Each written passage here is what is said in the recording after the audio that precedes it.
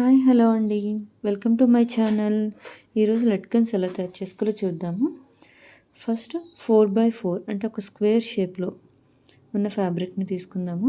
దాన్ని నేను చూపిస్తున్న విధంగా ఫోల్డ్ చేసి మధ్యలో థ్రెడ్ అనేది పెట్టండి. ఇది సిల్క్ ఫ్యాబ్రిక్ కాబట్టి నేను ఎవరీ స్టెప్కి చిన్న స్టిచ్ అనేది వేస్తున్నాను. కాటన్కి అయితే అవసరం లేదు.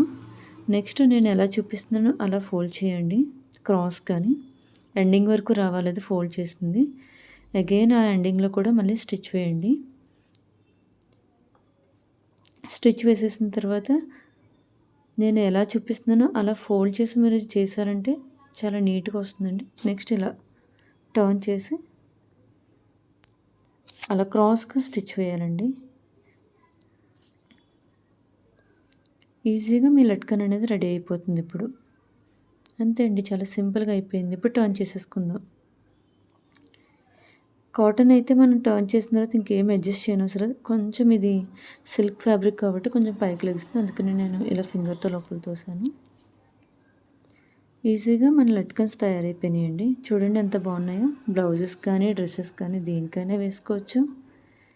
చాలా అందంగా వచ్చినాయి కదండి. Please like, share and subscribe అండి. Thank you for watching.